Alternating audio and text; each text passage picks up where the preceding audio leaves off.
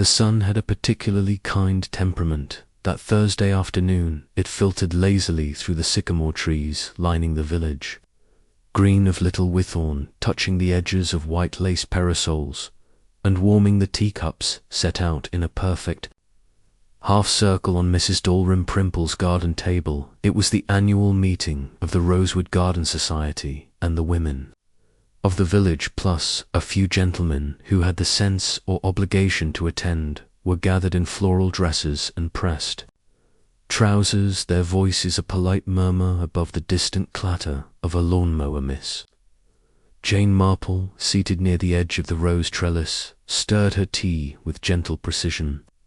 Her eyes, soft behind her spectacles, wandered across the garden, not out of nosiness but habit. She observed the way Mrs. Dalrymple's maid glanced at the clock for the 5th time in as many minutes, the way Colonel Kingsley pretended to read the society's minutes but had his eyes fixed on the vicar's young niece, and the way Mrs. Elizabeth Ridgway smiled too sweetly at everyone, especially her husband. A gathering such as this always revealed more than it intended to. I say, whispering across.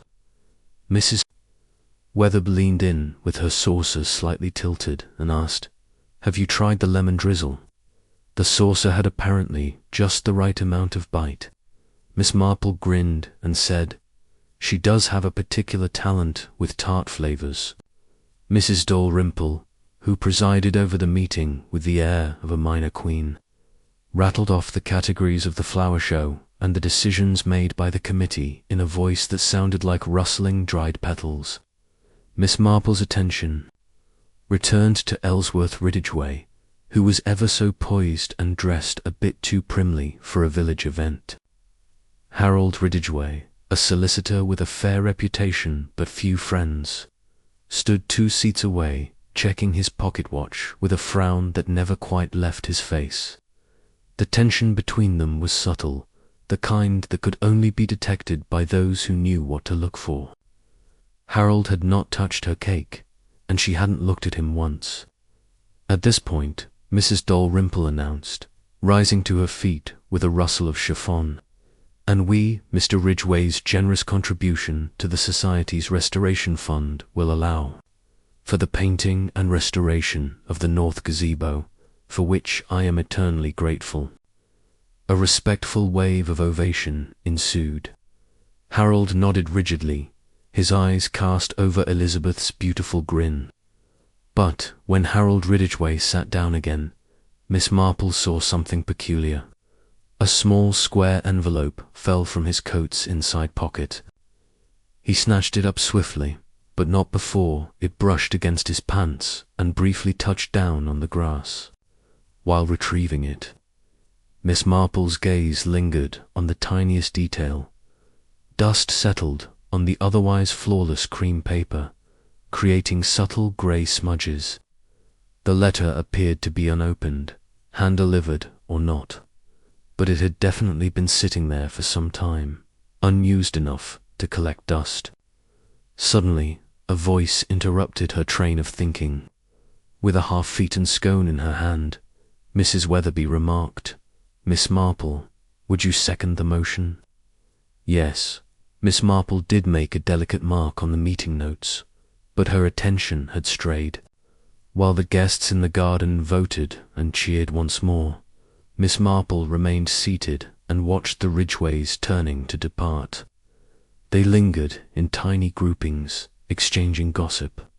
Harold said something low, sharp enough to make Elizabeth stiffen. She turned away quickly, face pale despite the rouge on her cheeks, but it was her hand clutching her handbag too tightly that betrayed her. No one else seemed to notice. Miss Marple stood brushing a petal from her sleeve. She did not know what the letter contained, nor what words passed between the Ridgways that made Elizabeth's chin tilt upward with brittle pride. But she knew the feeling something unsaid had been said, and it would not be the last time she would think of that. Envelope not by far. Chapter 2. By the time the church bell chimed 7 the next morning, the dew had barely lifted from the hedgerows of Little Withorn. The village stirred reluctantly, windows cracked open, Dogs barked distantly, and a delivery cart rattled. Past the bakery, with its usual punctual clatter, Miss Marple, already dressed in her soft grey cardigan and freshly starched collar, was not a woman given to unnecessary fast at such an hour yet. There was something uneasy about the stillness today.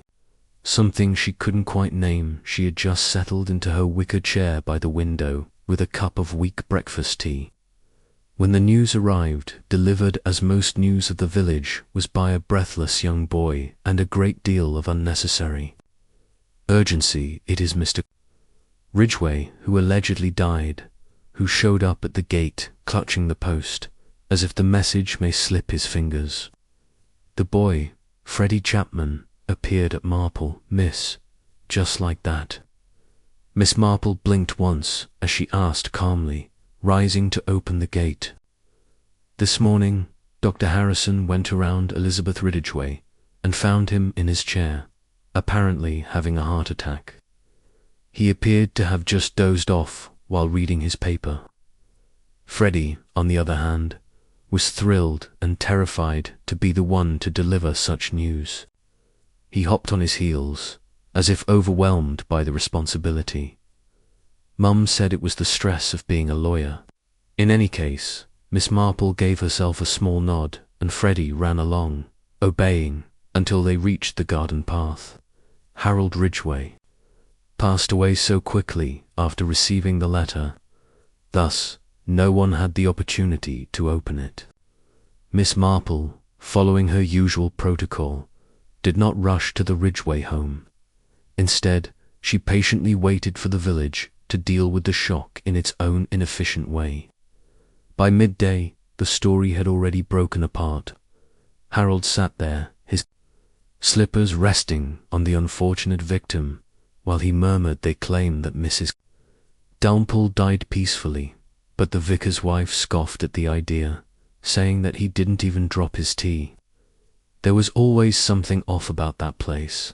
Mr. Pettigrew, the pharmacist who oversaw operations, wondered whether anyone had ever seen a man whose heart was gripped and clenched like a fishhook. Mrs. Elizabeth Ridgway, who lived just 2 doors down, claimed dubiously to have second sight, never put on weight, which is not typical for a married woman, and hid behind her lace curtains, refusing to speak to anyone, not even the women, who brought flowers or baked goods in an apparent attempt to express condolences. It's amazing how quickly everyone has come to offer comfort, Elizabeth said gently as she opened the door. It's not everyone, Elizabeth replied, her face pale. Her usual polished, slightly smudged lipstick untouched, a lock of hair that had fallen out of its neat bun, but her voice remained firm. But you are always welcome, Miss Marple. They were seated in the drawing room, where the sunshine just barely peeked over the edges.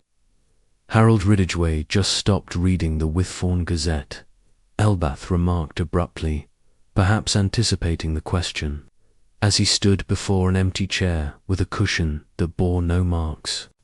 The table upon which the folded paper rested was the object of Miss Marple's gaze, since I didn't think the coroner would appreciate having biscuit crumbs lying around. I promptly removed them. The dusty envelope from yesterday, which had been in Harold's pocket, was not among the neatly lined up, unread letters on the mantelpiece, which Miss Marple said under her breath as her eyes moved to them. You're wondering about that envelope, Elizabeth replied firmly, but Miss Marple did not respond directly. Elizabeth then observed her gaze. Elizabeth grinned bitterly. He burnt it last night before going to bed, but he wouldn't reveal who sent it. All I could see was the typing on the edge. It was an unusual choice. The words to burn something unread were spoken in a low voice by Miss Marple. I asked what it was, and Elizabeth's voice had become fragile. He said it was business, so I shouldn't worry about it. Did you answer? The silence between them grew thicker, but Miss Marple chose not to press the issue. Instead, she changed the subject and brought up the doctor. who confirmed that Elizabeth had suffered a heart attack. Dr. Harrison arrived quickly, and he said that the attack was sudden but not unexpected, likely brought on by stress. Miss Marple eyes dropped to the small tray near the window, 2 teacups, one half full not yet cleared away. May I ask, did he have his tea, as usual? Elizabeth blinked. Yes. I made it same as every morning, chamomile. Miss Marple nodded. Forgive me, my dear one gets curious with age. As she rose to leave, she paused by the door. Grief is strange, she said. It doesn't always arrive where expected, and sometimes it waits longer than we think. Elizabeth looked at her, as if trying to decide whether the comment was kindness or accusation. Miss Marple smiled gently and let herself out. Outside, the village sun had warmed, the birds were still singing, and Harold Ridgway was dead, but Miss Marple suspected the cause was not, in fact, chamomile, not exactly. Chapter 3. The funeral was set for Thursday, but the post-mortem gossip began far sooner. By Tuesday afternoon, Harold Ridgway had been mourned, doubted, defended, and damned in an equal measure by the good people of Little Whitthorn, all before the doctor's report had properly dried. It was at the village grocer's, between the apples and the tins of condensed milk, that the latest ripple took hold. Of course he looked perfectly healthy to me, said Mrs. Thurbridge, selecting pears with the care of a jeweller. Only last week he lifted that entire sack of charcoal at the Vicaroche fete. Hardly the act of a man at death's door. Who kind of man burns his post and then dies? It's not a coincidence. It's timing, you know. Mr. Godfrey, who managed the butcher shop next door. As she stood a little distance from the marmalade jars, Miss Marple remained silent. She seldom added to public speculation, preferring instead to document it. However, her mind wandered to the dust, the fire, and Elizabeth Ridgway, whose poise had appeared overly symmetrical, like a painting that had been copied too often. With a polite nod to the son of the grocer, she left the shop and headed towards the church, where the sun warmed her hat and her step was steady as she entered the chapel.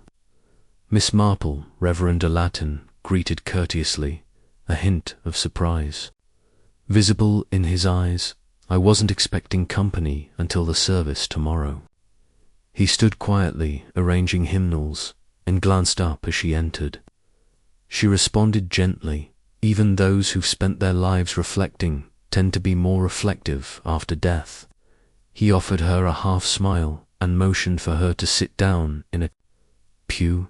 The Reverend paused, then said, "Don't be cruel. I mean, you're dealing with a difficult man. I thought you spoke with him often weekly for years. Not that he confessed much. His idea of penance was not even adding sugar to his tea." However, Miss Marple waited for him to reveal that he seemed burdened, but not in the way most men his age do. He wasn't afraid of dying, but of having something discovered about him. Miss Marple cocked her head, as if sensing guilt, not her own, but someone else's ass. She gazed thoughtfully at the stained glass window, which caught the late light. The Reverend glanced at her, wondering if she understood his request. The vicar hesitated, then folded his hands. He asked me to hold on to something, saying it might never be needed, but if it was, I would know when. May I inquire what it was? He preferred that no one open the handwritten, not typed, return address envelope unless absolutely necessary. As she left the church, Miss Marple almost collided with an energetic figure coming up the path. "Ah, Miss Marple, good afternoon, or is it still morning?"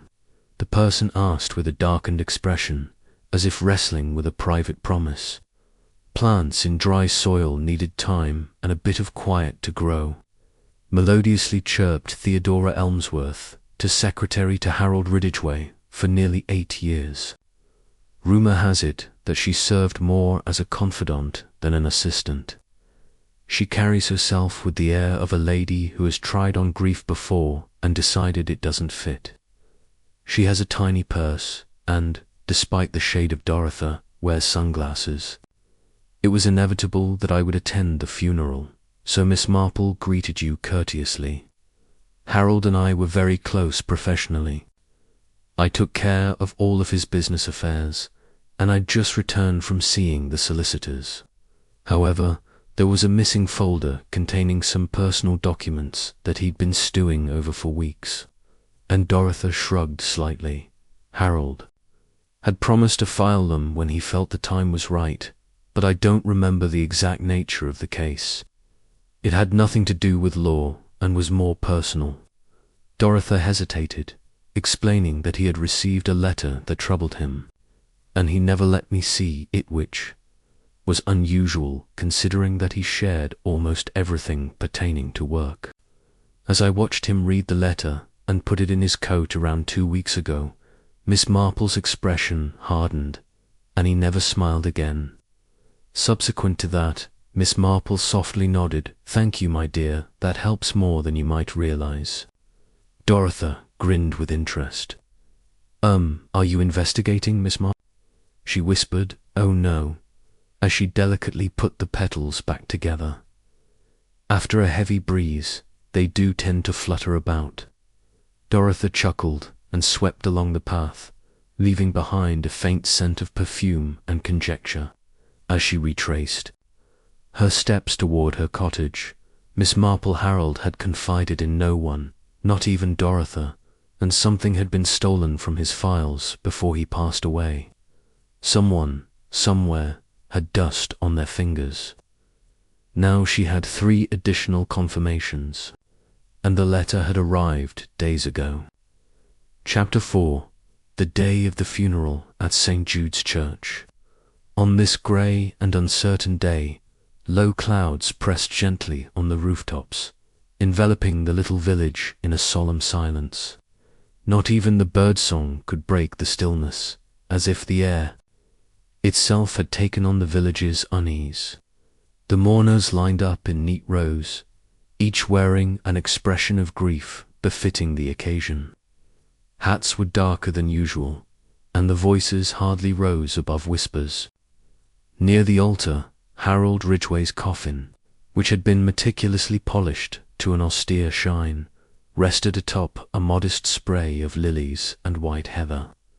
The arrangements were thoughtfully chosen, with some whispered by his wife, who had insisted on keeping things simple. Many wondered if this choice had been driven by emotion or Miss Marple arrived just in time for the first hymn, and she took her seat quietly in the back pew. Those who wanted to watch the service closely sat around the pew's edges. A brief eulogy was performed by Reverend Allerton. Polite, cautious, and nebulous, Mr. Ridgway was an upright citizen who gave generously to village affairs and carried himself with an air of quiet dignity right up to his death. His careful avoidance of harsh adjectives was observed by Miss Marple. Insufficient tales and gushing testimonials, politeness rather than affection, was the foundation of the funeral. But the reception at the vicarage hall that followed was the most enlightening part. Mrs. Wetherby muttered. Elizabeth barely shed a tear, as she subtly nodded toward the widow, who stood by the lemonade table, accepting condolences with poise and a porcelain smile. "She's always been that way," she mumbled, questioning Miss Marple gently as she sipped her feeble tea. Miss Crowthorne clenched her gloves. "But rumour has it that she passed out after the doctor departed." Mrs. Wetherby leaned in to see my niece in the hallway. She looked as weak as milk, but once she straightened up, she looked just like that remarkable Miss Marple. Harold Ridgway had enemies. Everyone turned against him. Colonel Kingsley, flushed with brandy or righteousness sore, both had planted himself by the biscuits and addressed no one in particular. Clever legal minds always think they're the smartest in the room, which irritates people. As Dorothy Elmsworth advanced, her scowl betrayed her indifference. As she calmly lifted a sandwich from the tray, She made her point about how, despite being private, Colonel Harold wasn't cruel. Colonel Kingsley blushed, but he said nothing more. Miss Marple's gaze remained fixed on the exchange, not on the content but on the choreography. Dorothea's instant defense, the way she positioned herself as Harold's unofficial protector, loyal but perhaps also protective of more than just memory. She moved to Ellsworth next, offering her condolences. It was a wonderful service, with a perfectly modulated voice. Elizabeth nodded and said, "Yes, Reverend Allerton was kind." "You have a lot of guests," Miss Marple remarked, like a parade. Elle, whose smile was just on the verge of reaching her eyes, added, "I think they're more interested in the mystery than the morning." With a bow on her bow, Miss Marple asked, "And what mystery would that be? When a guy dies in a small town, it's like everyone becomes a detective, or, at least, the amateurs tend to catch what the pros miss." Elizabeth froze as she watched something fly behind her eyes. "What did you observe?" When Miss Elizabeth's eyes shifted, much benevolence and conjecture were directed towards Miss Marple before Ellsworth had a chance to reply when another voice cut her off. Geoffrey Langley was the one, as a rare visitor to Little Warren. Harold Ridgway's old university friend embraced Miss Marple's hand warmly and said, "I've heard about you from Harold. You know," he said, "you were sharper than half the lawyers in London." Miss Marple responded modestly, "That doesn't speak well of London's lawyers." During their brief conversation, which lasted a few minutes and consisted of mostly humorous anecdotes about Harold Ridgway, of which were complimentary, Geoffrey chuckled appropriately. The villagers knew him as a calm and collected man, but did you ever see a different side of him?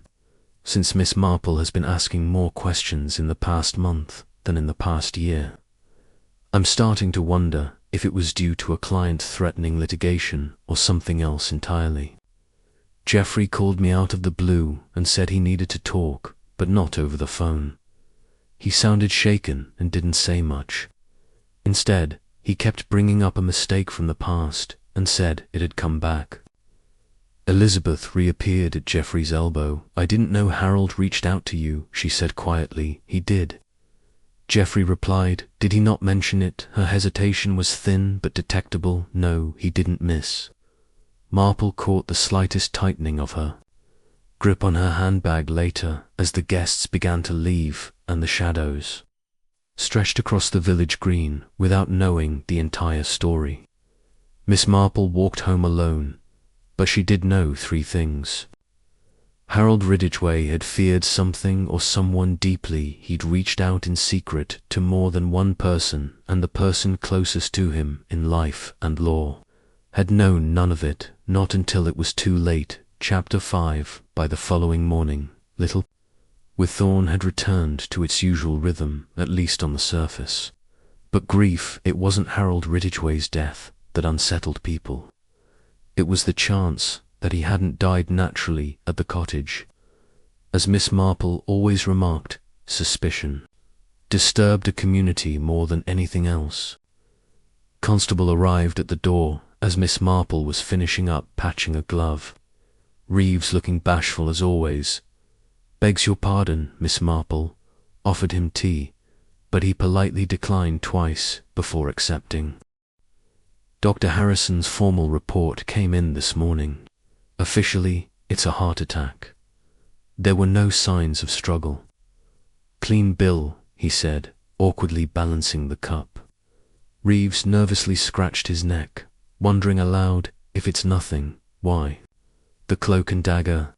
Miss Marple nodded in agreement, and she let him think about the question for a while.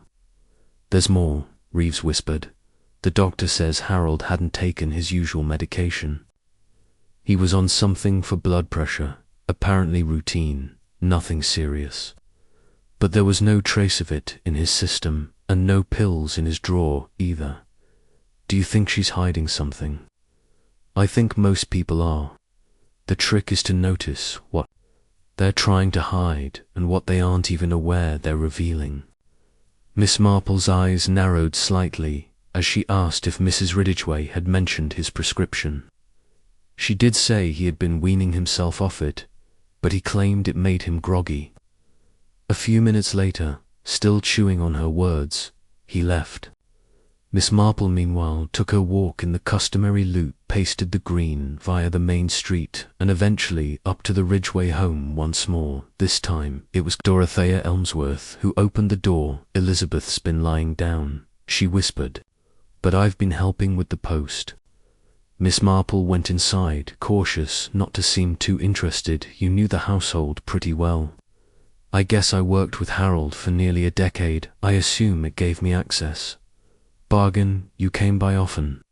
Dorothy hesitated for a moment before nodding. "As of late, Harold has requested my assistance in reviewing certain personal papers not related to his legal work." The pause was allowed to lengthen by Miss Marple. In the study, Dorothy noticed a folder that he had always kept locked away. "He called it his contingency file, and he never gave me permission to access it. Is it still there? The funny thing is that I found the key to it in the drawer after he passed away, but the file wasn't there. Maybe he had deleted it, or maybe—" Someone else spoke for Dorothy, since she spoke slowly. Miss Marple's eyes lingered on the corner table, where a teacup rested next to a chili pot. "Minicup, please," she inquired, and Dorothy nodded. Miss Marple strode over to the tray, where she noticed a faint ring of residue in the cup. With care, she lifted the saucer and revealed a damp, folded napkin underneath. Had Elizabeth had tea that morning? "No," she asked. Harold had been the only one. She then brought the tray inside and claimed she had gone to dress. Her curiosity piqued. As she leaned down closer, Miss Marple whispered on her way out. Miss Marple placed the napkin back precisely as it had been. "I hope," she asked politely, since there was a faint smear of bright coral lipstick on it, which was not Elizabeth's shade. Hers was always a subdued rose. "Attempting to get some sleep has been challenging, but I've discovered that truth does wonders for the mind compared to rest." Elizabeth smiled gently as she spoke. According to Miss Marple, even in small doses, Elizabeth's expression remained unchanged. However, her grip on the banister became slightly tighter. Later that evening, Miss Marple sat in her parlor and reviewed her notebook. She didn't make any formal lists, just questions. For example, why burn the envelope without taking any action if Harold was scared? Why did he keep the sealed letter with the vicar instead of giving it to the police? As for the question of whether Elizabeth drank tea that morning, whose lipstick was on the napkin beneath the coupage thread began to unravel from the carefully maintained tapestry of the Ridgways. Chapter 6 revealed that by Friday morning, the Ridgway affair had taken on a tone that was half mourned and half mythologized, with people speaking of Harold in vague phrases. The man, who was both proud and troubled, kept secrets from everyone, as if hoping that if they were polite enough, the mystery would go away. However, Miss Marple knew better. The truth didn't disappear when people were nice, but rather lurked beneath teacups and well-practiced smiles, and sometimes even beneath someone else's glove. As was typical, a breakthrough came unexpectedly. Beatrix Langton, a mild-mannered widow, had invited her for a garden visit. Beatrice, known for her eavesdropping, had once correctly predicted a village elopement simply by overhearing the word train 3 times in a row. As they sat under the ivy-covered pergola, munched on seed cake and light gossip, they discussed the "such a strange business, isn't it?" Softly pouring the tea, Beatrice murmured, "I don't pretend to know what goes on behind closed doors, but Harold Ridgway, well, I never thought he'd go in that sort of way," while asking, "In what way, my dear?" Miss Marple cocked her head to one side. Without notice and otherwise so composed, Miss Marple smiled slightly as she said, "If I lost Robert, I would be prostrate with grief. Grief can take various forms for individuals." I found Beatrice nodded solemnly. "Still, it doesn't set right. And then there's the question of that young woman Dorothy Elmsworth was researched by Miss Marple." Beatrice delightedly continued to speak at a lower volume as she described seeing her leave the Ridgway house in the early hours of the morning, evening, or even the early hours of the morning the week before he passed away. She was in such a rush that she dropped a glove on the pavement, but she didn't even bother to pick it up. The following day, I found it and wondered if you had returned it to Miss Marple. I had intended to, but I forgot. Yesterday, I noticed that she was wearing brown gloves again, with no sign of green. "Could I see the glove, Miss Marple?" she gently asked. Beatrice beamed. "I thought you might ask." She disappeared briefly and returned with a small box inside lay. The glove, elegant, feminine, and distinctly foreign to the primness of little Withorn. Miss Marple examined the lining faintly stitched initials.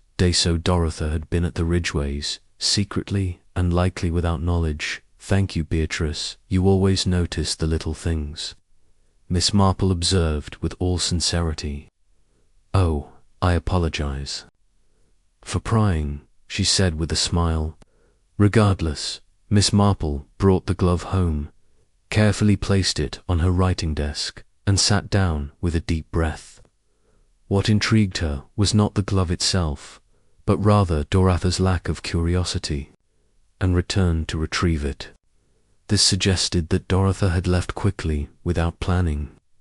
And if she had nothing to hide, why not come clean about being there that afternoon, when low clouds threatened rain? Reverend Allerton was in his office, making notes for Sunday's sermon when Miss Marple paid him another visit. "Miss Marple," he remarked, putting down his pen back again, "I've always found sanctuaries useful when the world grows noisy." He grinned and said, "I can tell you, it's been quite a week. You mentioned that Harold gave you an envelope that was to be opened only in the event of an emergency," she remarked, sitting across from him. "Yes, but I'm still not sure if this constitutes a murder." If she researched him. With a gentle yet powerful impact, the word shook the air. He put down his pen and proceeded to open a drawer, removing a thin, unmarked package. "I have not yet broken its seal. You think it was murder, but I think someone tried to cover it up. Last week, following a clandestine visit, Dorothy Elmsworth left her green suede glove outside the Ridgway house, and Miss Marple retrieved it from her purse. I suppose this changes matters quite a bit." He gave her the envelope, and she insisted. She hadn't seen Harold in days yet. "This glove implies otherwise. I'll leave the decision-making to you, Miss Marple." She did not open it, not yet. Instead, she slipped it into her handbag, and "Rose, the truth," she said gently, "is best served whole. Reverend and I fear this envelope may only be a slice outside the..." First drops of rain began to fall, quiet, steady, inevitable, and somewhere in the village, someone who thought themselves safe had just begun to feel watched. Chapter 7. The rain had stopped by morning, leaving a faint mist curled around the hedge and a silvery gleam on the cobbles of Little Thorn's narrow lanes. It was the sort of hush that usually signaled peace, but today it felt more like breath held tight in a crowded room. Arriving at the Ridgway house at the usual hour, Miss Marple placed the unopened envelope on the breakfast table with her tea and a single slice of toast. She still hadn't decided whether to read the contents, but she often said that there was power in the unknown, and that once knowledge was taken in, it could never be unlearned. Instead, she gathered her gloves and wrapped each pair separately. Dorothy Elmsworth answered the door, her face pale but composed. Marple, miss, I didn't anticipate any guests today, yet that's just when they should arrive. Miss Marple responded delicately, saying that people tend to be more honest when they aren't expecting it. Dorothy moved aside, stopping only briefly inside the drawing room. Bore marks of distance, the decanters glittered untouched, the drapes had been only half drawn, and the fireplace remained unlit despite the chill. Dorothy's eyes widened momentarily as Miss Marple continued, I found something of yours. She then delicately set the glove on the side table. Oh, I was wondering where I'd lost that, Dorothy responded. Curious, Hugh, you wore brown gloves to the funeral, Miss Marple observed gently. I have plenty of pairs, Dorothy responded. Of course, I rotate them. It's strange, isn't it, that someone would misplace a glove and try to hide the fact that it was last seen outside the home of their late employer. The silence was broken by Dorothy, who had been here the night before he died. Dorothy clasped her hands and said, I didn't think it was important. You didn't want it to be important. I know that Dorothy exhaled slowly and knew that she hadn't killed him, but she hadn't said that you had. She looked down. Harold wanted to talk to me about a document that he was worried would get into the wrong hands. I suggested he talk to the authorities, but he refused. He claimed the document was too sensitive and might be leaked to someone in the village. Miss Marple seemed hushed. Had Ellsworth heard you were here? No, she had gone to spend the evening with her sisters. Harold had promised we would have an hour to discuss it, but I saw her return just as I was leaving. I went out the side gate and asked whether he had given you the document. He had said he needed more time. After Miss Marple nodded, he passed away. Dorothy looked stricken. You think someone knew I was here? I think someone didn't expect you back, miss. Marple left her with that later that day she visited. Dr. Harrison, under the pretense of delivering a jar of quince jam, a small bribe that often softened the doctor's stiff reserve, come to discuss Harold Ridgway. I'm more interested in the hour he died, he asked after the first taste. Dr. Harrison frowned around 6:30. In the morning, that's when Ellsworth found him, was the time verified give or take. 15 minutes, he was cold but not yet stiff. Classic signs, was he still wearing his watch? Actually no, he looked up now that you mention it. I noticed his wrist was bare. Strange too, he wore that silver watch like a second skin. Has it turned up, since I haven't been told? A silent timepiece. A missing watch, Miss Marple nodded thoughtfully. While she was out and about the next morning, she happened to pass the village antique shop. As she walked by, a friendly guy named Mr. Ambrose, who had a thing for pocket watches, waved her in at the last second. Yesterday, Miss Marple received an intriguing item. Its identity remains a mystery, in a fine silver case that was dropped into music. Under the guise of anonymity, he unlocked the display case and raised the watch that Miss Marple had rested her head on. The writing on its back was clearly visible. I thought Elath Ridgway didn't donate anything, especially symbols of her husband's habits, so I thanked him and went back to my house, where I found the recovered watch and an envelope containing secrets. Harold Ridgway's watch was there, but no one had asked who gave it to her. Miss Marple smiled faintly and explained that this wasn't the case.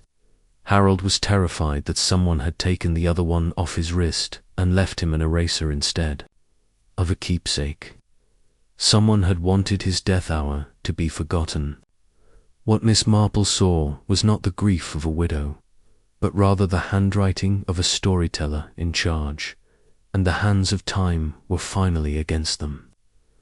Chapter 8 takes place in Little Witherwen, where life has settled back into routine. The postman's whistle has returned to its usual cheer.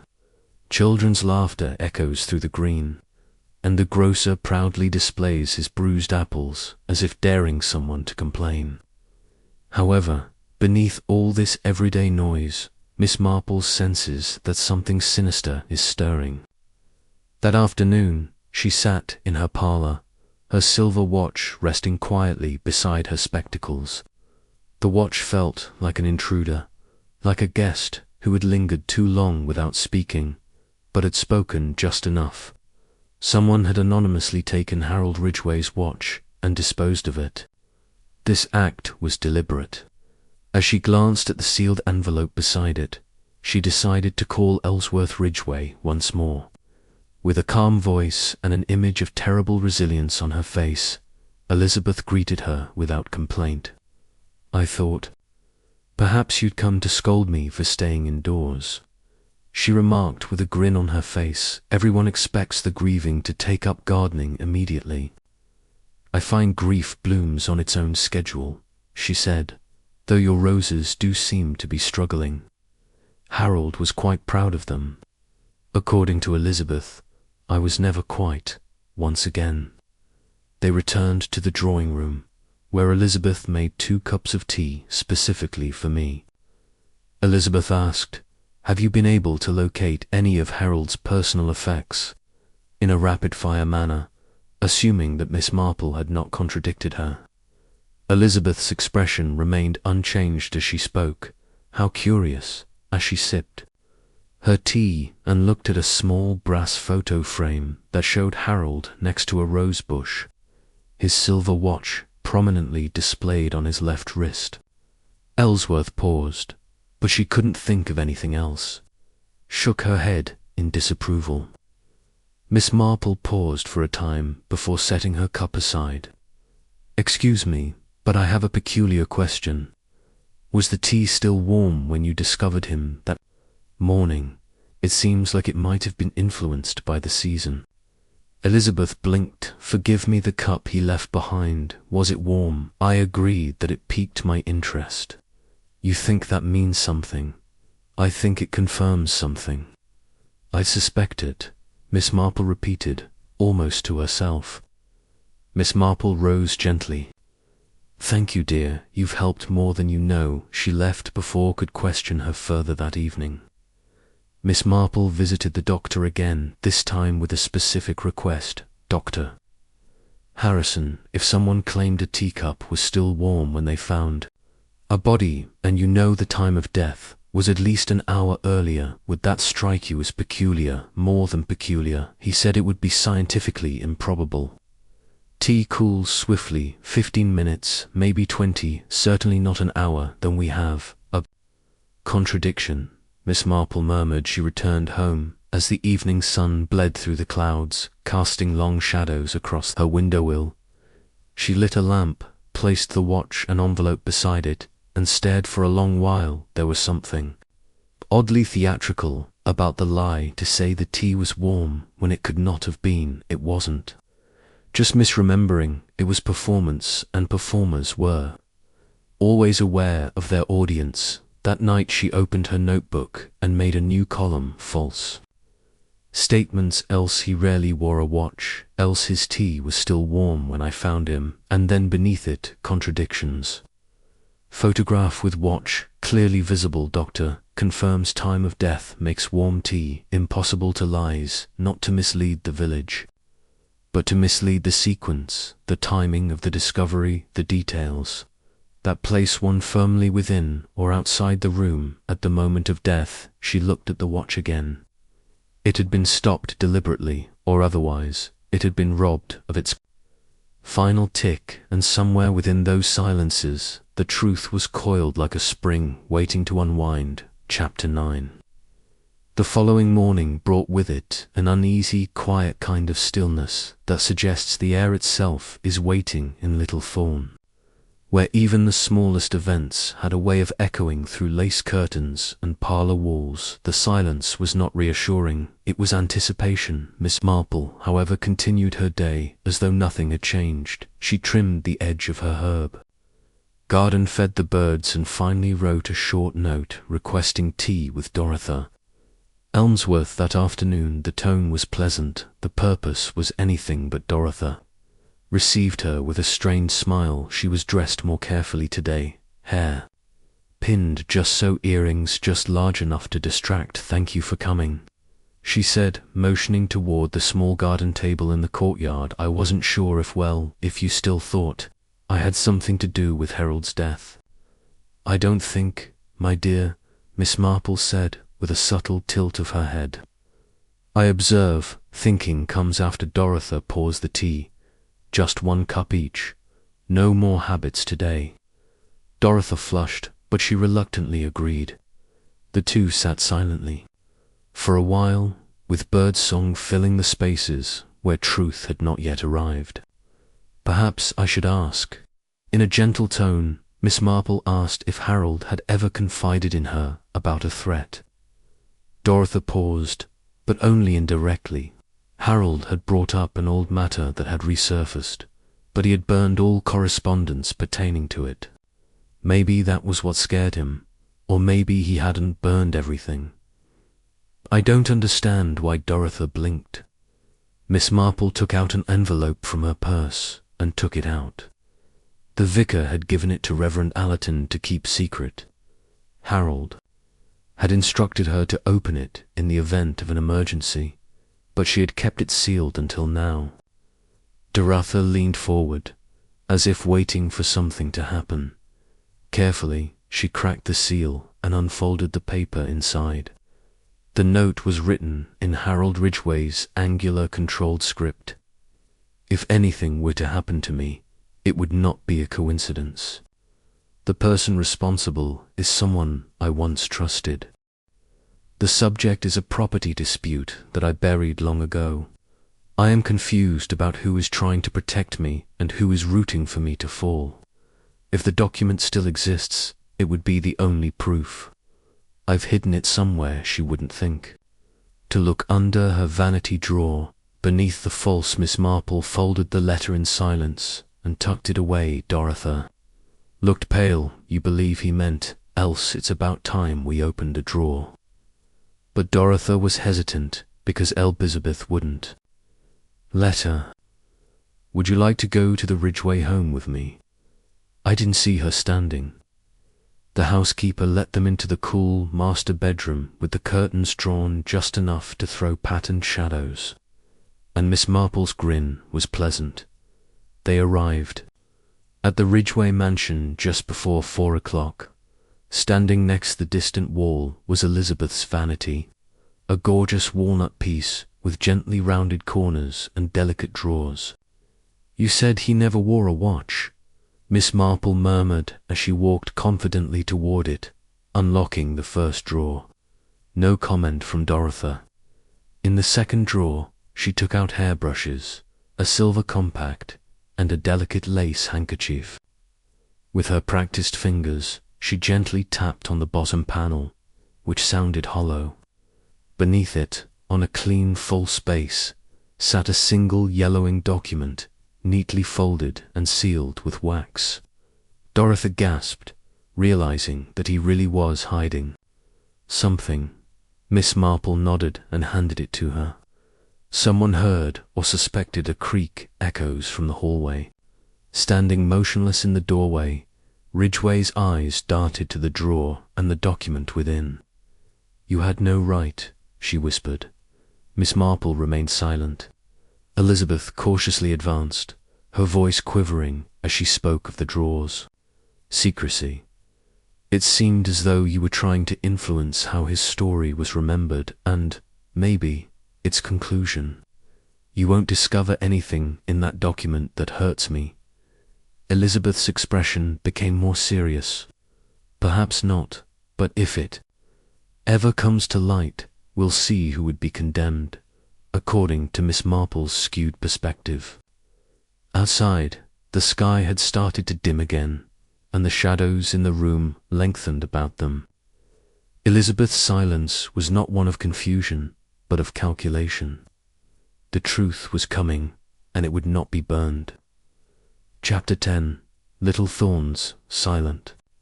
Waves were caused by the discovery of the sealed document. No one knew the contents, and even fewer dared to ask. However, within the walls of the Ridgway home, silence transformed into a clamping noose. On that fateful evening, Miss Marple returned to her cottage, armed with more than just suspicion.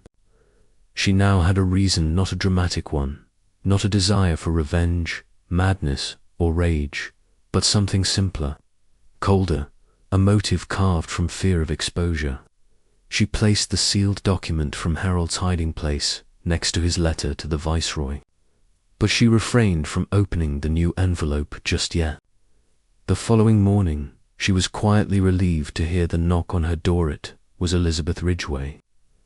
"You've painted me as some calculating widow, congratulations," Elizabeth remarked, stepping in uninvited. "I suppose you've won, to remain." Standing, "I came to clarify a few things before you assume the worst." "I don't assume anything," Miss Marple said, gently gesturing toward the armchair. In a soothing voice, "Miss Marple, I discovered the document a few days ago. I had no idea it was buried, but I could recognize Harold's seal. I had planned to destroy it, but I refrained because I was afraid someone else may know about it and that it would appear deliberate." Elizabeth's eyes lit up with surprise. He took off his watch and claimed the tea was hot instead of Miss Marple folding her hands. Little alteration to the sequence of events. Elizabeth's breath caught only briefly. "You're mistaken, I may be, but mistakes are frequently instructional. Yours, I guess, was forgetting that truth has a taste, and your version of events has turned bitter." Elizabeth went toward the door. "I suppose I should ready myself for scandal, even though controversy was bound to happen." When the door closed behind Miss Marple, the question of her guilt lingered. As Miss Marple returned her focus to her notebook, she couldn't shake the last nagging inconsistency: the ledger. Always careful, Harold Ridgway maintained a secret legal ledger in which he recorded all of his case notes, meeting dates, and times in code and shorthand. Miss Marple requested to see it later that afternoon, and Dorothy met her there, visibly anxious, asking, "You think it contains something?" After once mentioning it in passing and assuming it was still in the study. "I believe," Miss Marple remarked, "that Harold probably recorded every detail of his life, including who came to see him and when." The study was spotless, with just a hint of musty old ink and cedar lingering. Harold's ledger was discovered in a locked desk drawer, concealed beneath a blotter and buried beneath a stack of correspondence. With a delicate touch, Dorothy set it on the table and uncovered the last entries. Harold had meticulously penned dates and notes, most of which were mysterious. However, one particular note caught her eye. "This item must have its location. Confirmed by March 9th, Idia 6th, at 10 p.m. during my visit." Dorothy leaned in and made a note of it. When I departed, Miss Marple nodded and asked, "What's your vanity item?" Dorothy spoke slowly as she mentioned the drawer, his shorthand term, and how he had warned me that he might be hiding something in it. The following entry was blank when Miss Marple turned the page. Her voice barely above a whisper, she inquired, "What time did Elizabeth say she returned that night?"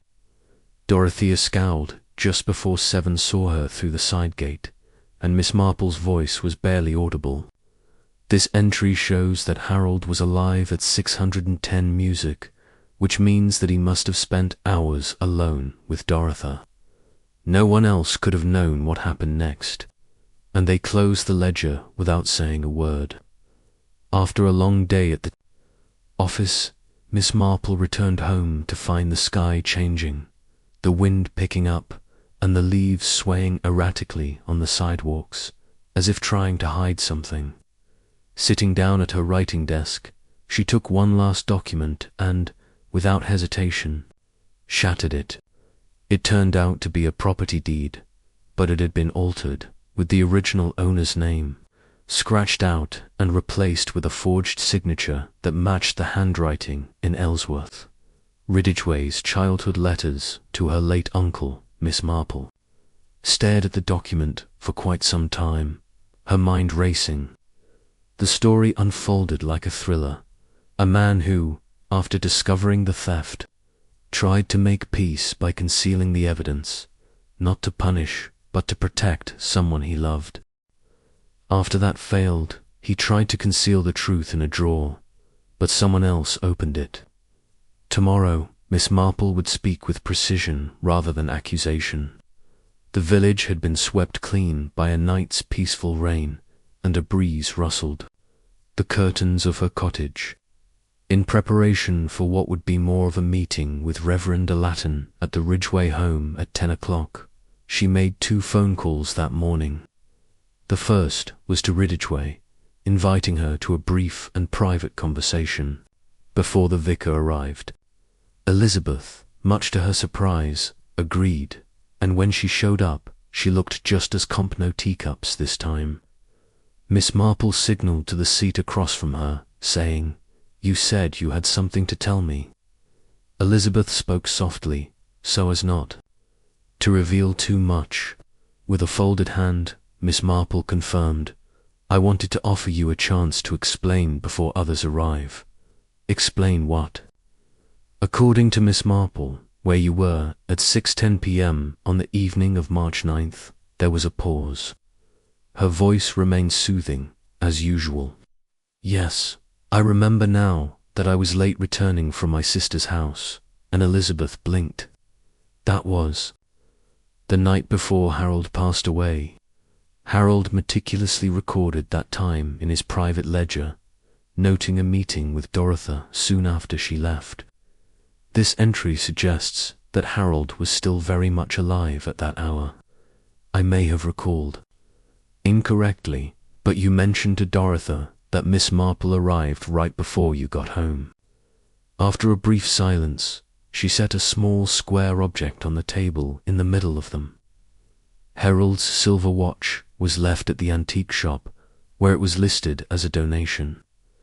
It's strange that someone would remove a man's watch after his death and go to such lengths to erase it from his possessions. Elizabeth refrained from retrieving it. "And then there's the teacup." Then Miss Marple spoke in a low voice. "You said it was warm when you found it, but the doctor places Harold's death well before that could be true. Warm tea is a luxury of the recently making, a dear Mrs. Ridgway." Elizabeth suddenly stood up straight, her voice barely audible as she asked, "Why did you take off the watch? Why did you make it seem like the tea was warm? Why did you change the time of death?" Miss Marple spoke in a low, whispery voice. "This is becoming cruel." "No," Miss Marple gently stated. "It is starting to become apparent." Elizabeth heard footsteps outside and then a knock.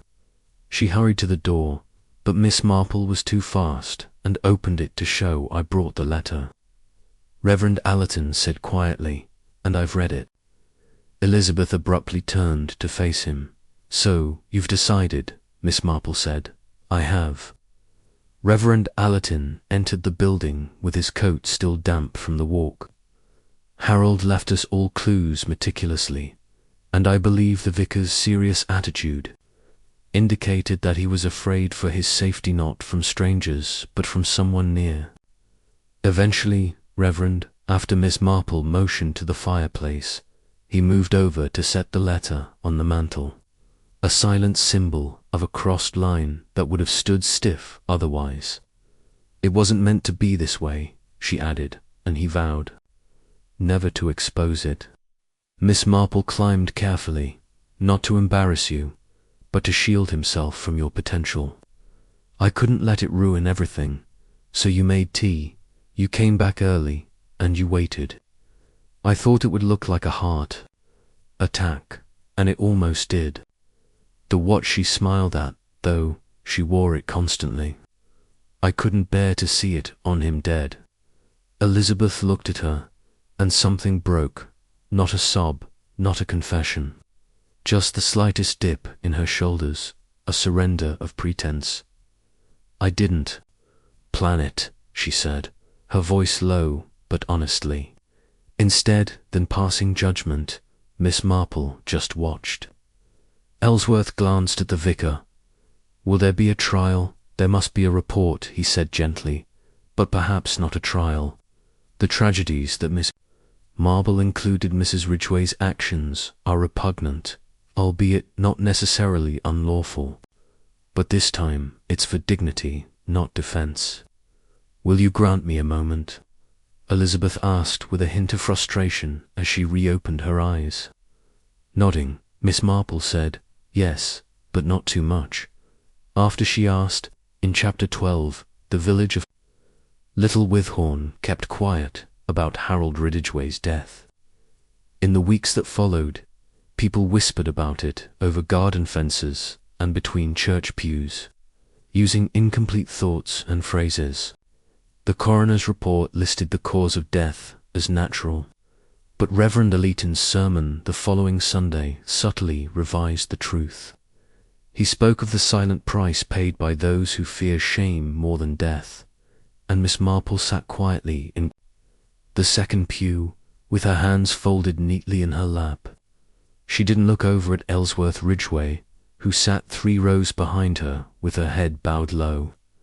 Miss Marple's meticulousness and Reverend Aleaton's caution led her to decide against pressing charges, and no confession was found. A web of changed timelines, and no eyewitnesses. Something mysterious happened that afternoon. Miss Marple went back to her house and stood by the window, gazing at the garden gate. The letter was too delicate to be read in a courtroom, but the truth didn't need a trial. It simply needed an eyewitness and someone else to take it further. Spring was beginning to strain at the trees, and the early bluebells ventured to bloom. She examined her notes once more, not out of necessity, but habit. There were no blank spaces now. Every inconsistency had found its place in this dusty setting. Harold's downfall begins. His watch is taken off to obscure his death. The teacup is warm, and the whole thing is a fabrication meant to divert suspicion. The sealed letter, a voice from beyond, naming no one, yet revealing everything, and the property document, hidden beneath Elizabeth's own vanity, as if Harold had trusted her to one day find it and choose truth. She closed the notebook. A knock at the door brought her to her feet. It was Dorothea Ellsworth, carrying a small box tied in brown twine. I thought you should have these, she said quietly. Harold's legal diaries. I can't bear to keep them, but you might do something better with the memory, Miss. Marple accepted the box with a nod. Thank you, my dear. You were kinder to him than most realized. Dorothy smiled faintly. He wasn't always easy, but he was trying to be better, even near the end. Miss Marple saw the truth of it, not in the words, but in the way. Dorothy's eyes didn't stray, didn't flinch. Elizabeth sat motionlessly by the window, alone. The children playing near the duck pond were the only sounds as she strolled peacefully through the village that evening. Miss Marple nodded once before turning away. Some endings didn't require words. Justice was its own sentence. As the sun began to set, the wind began to pick up again, rustling the pages of Miss Marple's open notebook on the table. Instead of closing it, she poured herself a last cup of tea, which was now cooling beside her. She drank it down, thinking about how Harold Ridgway could have been freed from his prison cell if only Elizabeth had believed the truth sooner. But, as Miss Marple knew all too well, human nature meant that in the end, it was not the act, but the fear of being seen that condemned people.